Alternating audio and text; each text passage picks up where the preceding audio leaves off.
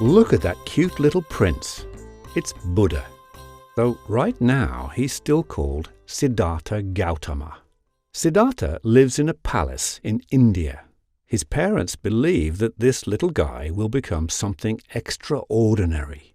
To know this for sure, they ask an astrologer to consult the stars about the future.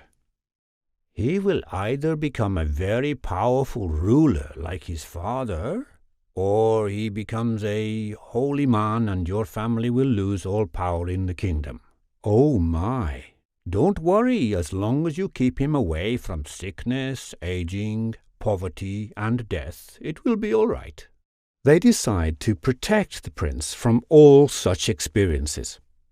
Siddhartha grows up, gets married and has kids without having met ordinary people outside the palace. But one day, Siddhartha drives his cart outside the palace area.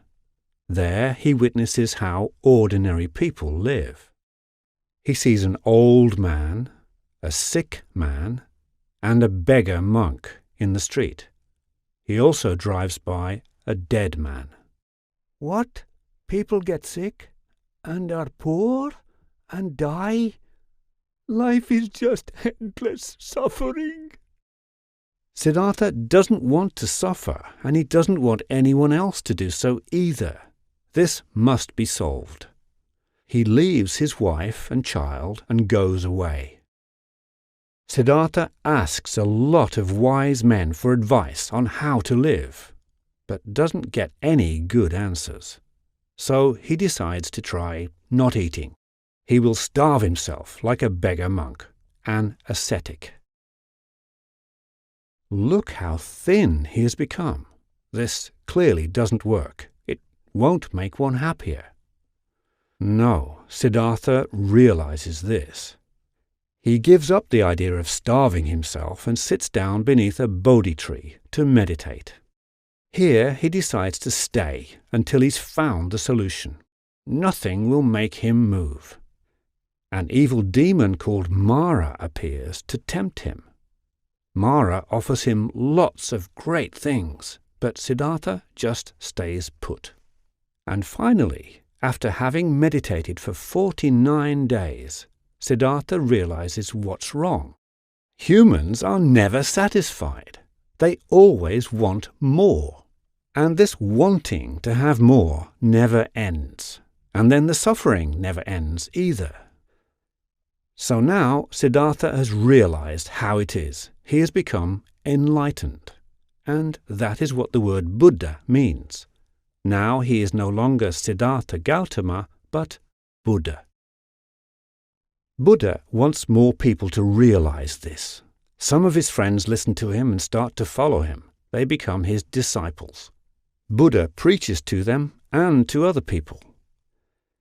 At this time in India, everyone is Hindu.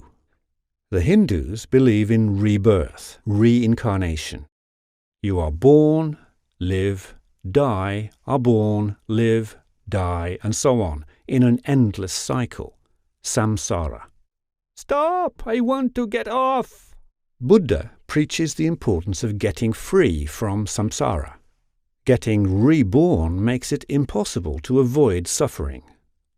Buddha had tried both being rich and starving. These are two exaggerated ways of living, and neither are good.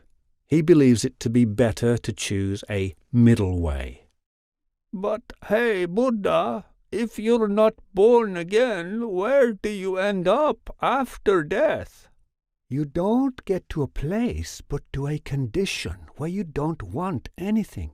Nirvana. Why do you call it nirvana? Nirvana means blown out. All your desires are blown out, and you have reached a kind of peace. Buddha wanders around preaching how to reach nirvana. When Buddha dies, there have become many disciples. Now it's time for them to pass on his teachings.